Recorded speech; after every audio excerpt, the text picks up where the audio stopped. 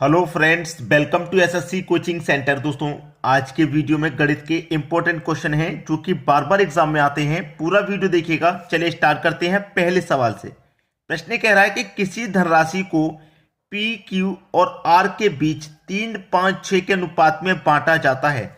मतलब तीन व्यक्ति हैं आपके पास, पी, क्यू और आर। इसको किस अनुपात में बांटा गया है? 3:5 अनुपात 6 के अनुपात में बांटा गया, इतना कहा गया। फिर कह रहा है यदि आर को क्यू से 400 रुपये ज्यादा मिलते हैं, आर को क्यू से 400 रुपये ज्यादा मिल रहे हैं। अनुपात में देखो कितना ज्यादा मिल रहा है, अनुपात में देखेंगे एक ज्यादा मिल रहा है। भाई आर को क्यू से अनुपात में कितना ज्यादा मिल रहा है? एक ज्यादा मिल रहा है। और रुपए में कितना ज्यादा मिल रहा है? 400 ज्यादा मिल रहा है। इसका मतलब क्या हुआ कि एक अनुपात की जो वैल्यू है वो 400 रुपये के बराबर है। ठीक है। आपसे कहा गया कि P और Q के हिस्से में कितना अंतर होगा, इनका अंतर P और Q। तो देखिए, एक अनुपात की वैल्यू 400 है तो तीन अनुपात की वैल्यू कितनी हो जाएगी भाई? 1200। एक अनुपात की वैल्यू 400 तो पांच अनुपात की वैल्यू कितनी हो जाएगी? 2000। ठीक है। इनका अंतर पूछा है, अंतर अंतर कर दो भाई, ज्यादा में से कम को घटा दो। तो इनका अंतर कितना आ जाएगा? 2000 और 1200 का अंतर आ जाएगा 800 रुपया। यही हो गया आपका आंसर भाई। ये क्या हो गया? आपके प्रश्न का बिल्कुल सही आंसर है। ठीक है, सभी को समझ में आ गया होगा, किसी को कोई प्रॉब्लम या परेशानी नहीं होनी चाहिए। ठीक है, चलिए अब देखेंगे हम अगला प्रश्न। अगला सवाल है, ए एवं बी की वर्तमान आयु का अनुपात 5:6 है। ए और बी दो व्यक्ति हैं, इनकी वर्तमान आयु का अनुपात 5:6 है। ठीक है। फिर कहा गया है कि ए बी से 7 वर्ष छोटा है। देखिए, जो ए है वो बी से 7 वर्ष छोटा है। कौन छोटा है? ए। तो बी की 7 होगी तो ए की 1 वर्ष होगी। ठीक है, समझ में आ गया। अब देखिए, यहां पे जो ए है वो बी से 7 वर्ष छोटा है, 7 वर्ष छोटा है। तो आपसे क्या कहा गया है? 7 वर्ष छोटा है तो आज से 14 वर्ष बाद ए एवं बी की आयु का अनुपात क्या होगा? अब यहां पे देख लीजिए कि ए बी से 7 वर्ष छोटा है। बी से कितना वर्ष छोटा है? 7 वर्ष छोटा है। बी से कितना छोटा है? 7 वर्ष छोटा है। तो इस 7 का क्या करेंगे? ए के अनुपात में मल्टीप्लाई कर दो 35, बी के अनुपात में मल्टीप्लाई कर दो 42। अब देखिएगा, ए जो है बी से 7 वर्ष छोटा है, तो ये ए की आयु 35 वर्ष है, बी की आयु 42 वर्ष है। 7 वर्ष छोटा है या नहीं? बिल्कुल है, 7 वर्ष छोटा है, निकल के आ गया। लेकिन आपसे कहा गया 14 वर्ष बाद, तो 14 वर्ष बाद के लिए इसमें भी 14 जोड़ेंगे और इसमें भी 14 जोड़ेंगे, दोनों की आयु में 14 वर्ष जोड़ देंगे। 35 में 14 जोड़ेंगे तो 49 हो जाएगा, 42 में 14 जोड़ेंगे 56 हो जाएगा। अब इनका क्या पूछ रहा है? अनुपात। अब देखो ये किस किस संख्या से कट रहे हैं? 7 से कट रहा है, 7 7 49, 7 8 56। यानी कि जो इनका अनुपात होगा वो होगा 7:8। यही है आपका आंसर। ठीक है, 7:8 हो जाएगा। चलिए अब देखते हैं अगला सवाल। अगला सवाल है, ए किसी काम को 54 दिन में कर सकता है। देखिए, ए किसी काम को 54 दिन में कर सकता है और बी उसी काम को 45 दिन में कर सकता है। ए 54 दिन में करता है, बी 45 दिन में करता है।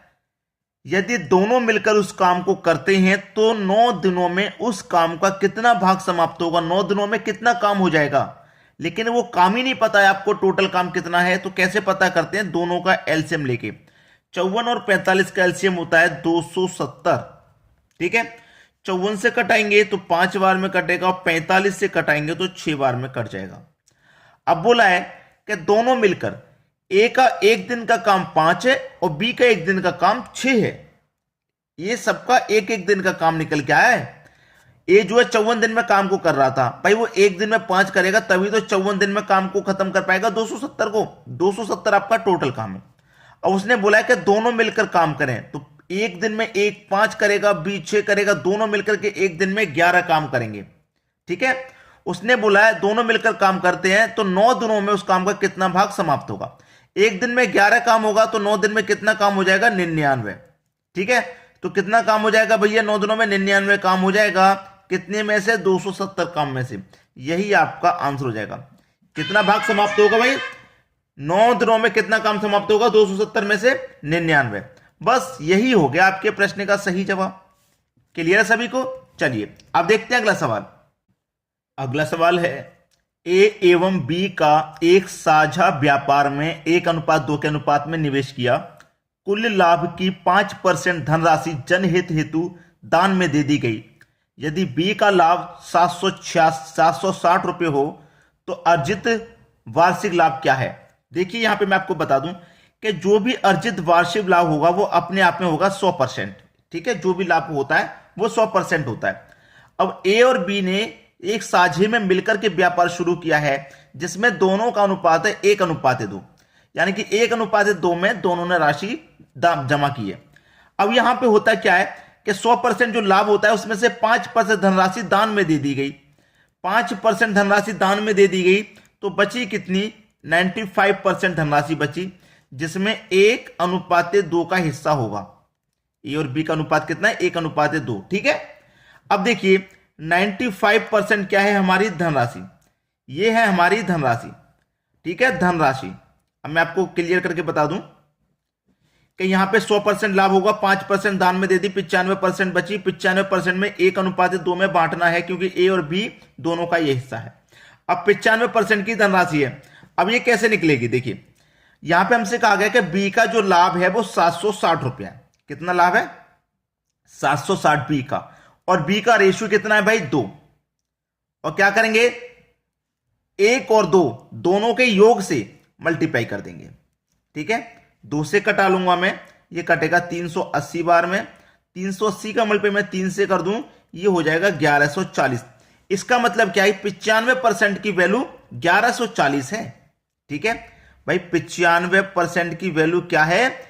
1140।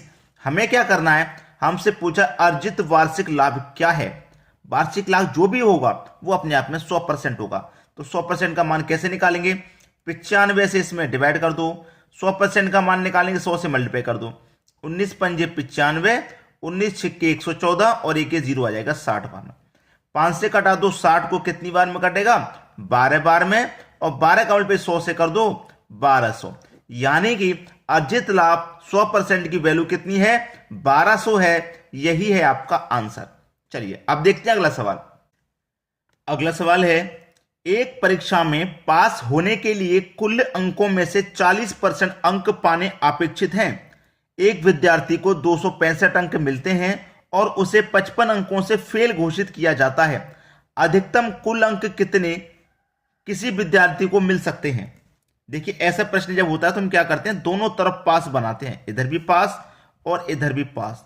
उसे देखिए प्रतिशत में कितने अंक चाहिए पास होने के लिए? 40% चाहिए, लेकिन उसने प्राप्त कितने किए हैं? 265, और 55 अंक से वो फेल हो गया। अगर इसको ये 55 अंक और मिल जाते तो ये फेल हो जा क्या? नहीं होता, ये पास हो जाता। अगर इसको 55 अंक और मिल जाते तो हम क्या करते हैं? दोनों तरफ पास बनाएंगे।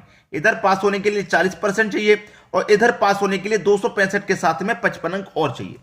ठीक है, तो 40% और टोटल अंक कितने चाहिए इसे पास होने के लिए? 265 में 55 जोड़ देंगे तो चाहिए 320 पास होने के लिए टोटल। ठीक है, 320 चाहिए।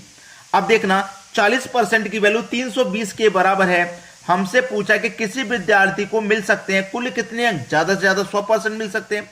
तो इसका मतलब 100% का मान हमको निकालना है। क्या होगा भाई? ज्यादा से ज्यादा 100% अंक की तो मिल सकते हैं किसी विद्यार्थी को। तो देखिए 40% की वैल्यू कितनी है? 320। हमें निकालना 100% का मान, तो कैसे निकालेंगे? 40 से डिवाइड कर देंगे। 100% का मान निकालने के लिए 100 से मल्टीप्लाई कर देंगे। 0 से 0 गया, 4 अट्ठे 32, 8 का मल्टीप्लाई 100 में कर दो, आंसर आ जाएगा आपका 800। यह है आपका बिल्कुल सही जवाब। चलिए अब देखते हैं अगला सवाल। अगला सवाल है 7 + 2 √10 का वर्गमूल क्या है? वर्गमूल पूछ रहा है। ठीक है, अब देखिए यहां पे हमें क्या करना है, हमारे पास ये ऑप्शन है। ऐसे प्रश्नों को हम ऑप्शन से सॉल्व करते हैं। पहला ऑप्शन ले लेता हूं मैं, ये रहा। √5 + √2 दे रखा है, तो √5 + √2 दे रखा, तो मैं क्या करूं? इस 10 के ऐसे फैक्टर कर लूं तो 5 दूने का 10 हो जाएगा और 5 और 2 7 हो जाएगा। ठीक है, ऐसे फैक्टर मेरे बन पा रहे हैं। देखिए 5 + 2 7, ठीक है, और 5 × 2 10 हो गया।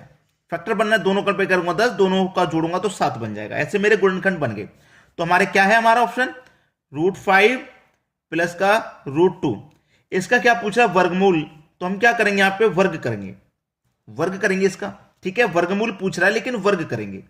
अब ये आपका ए हो गया, ये आपका बी हो गया। फॉर्मूला क्या होता है इसका, फॉर्मूला होता है, मैं यहां पे देखिए ए प्लस बी का फॉर्मूला इधर लिख देता हूं, a square plus b square plus 2ab, ये फॉर्मूला होता है हमारा। अब देखिए ए का मान कितना है, ये ए है मेरा, ए का मान है √5, √5 है ना। अब √5 का स्क्वायर करूंगा ना तो रूट से स्क्वायर कट जाएगा, यानी कि 2 कट जाएगा, 5 बचेगा। ऐसे ही रूट से यहां स्क्वायर कट जाएगा, 2 बचेगा, प्लस का 2 है, ठीक है। इनटू में क्या है आपका, ए का मान √5, बी का मान √2, √5 √2, यही तो है, यही है भाई। 5 और 2 जोड़ के कितना हो जाएगा भैया, 7 हो जाएगा, 7 हो गया ना, प्लस का 2 रहेगा ये, और ये क्या रहेगा आपका √5 का और √2 का मल्टीप्लाई हो जाएगा, √5 और √2 का मल्टीप्लाई हो जाएगा, तो क्या हो जाएगा ये, देखिए ये तो आपका यहां पे 7 रहेगा, प्लस का 2 रहेगा, दोनों का मल्टीप्लाई कर दो, 5 दूने का 10, तो रूट में क्या रहेगा आपका 10 रहेगा। तो यही संख्या तो मिल गई हमारी, 7 + 2 √10, यही संख्या तो मिल गई, हमारा आंसर हो गया पहला ऑप्शन। यानी कि पहले ऑप्शन से ही हमको यह संख्या मिल गई, अदरवाइज किसी ऑप्शन से नहीं मिलेगी। चलिए अब देखते हैं अगला सवाल। अगला प्रश्न है आपका 8 + 2 √15 का वर्गमूल क्या है। अभी जो क्वेश्चन क्या है बिल्कुल वैसा ही है। चलिए मैं पहला ऑप्शन अगर ले लेता हूं, पहला ऑप्शन लेता हूं, तो देखिए मेरे पास 15 के फैक्टर नहीं बनेंगे, 15 के फैक्टर 6 और 2 से बनेंगे क्या, नहीं बनेंगे, 6 दूने का 12 होता है, 6 और 2 जोड़ के 8 तो बन जाएगा, लेकिन 15 नहीं बनेगा। जब 15 नहीं बनेगा तो भाई पहला ऑप्शन नहीं लेंगे, दूसरा ऑप्शन लेंगे। 5 और 3 जोड़ के 8 बन जाएगा, और 5 त्रिक का 15 भी बन जाएगा। ये ऑप्शन हम ले सकते हैं, बी ऑप्शन को, ठीक है, इसको हम ले सकते हैं भाई। 5 + 3 जोड़ेंगे तो 8 बन जाएगा, और 5 × 3 करेंगे तो हमारा 15 भी बन जाएगा। तो हमारा क्या हो जाएगा, सेकंड ऑप्शन ही सी हो जाएगा। करने की जरूरत है चेक करने की, मैंने पिछले क्वेश्चन में पूरा मेथड बताया था चेक करके, लेकिन यहां चेक करने की आपको जरूरत नहीं है।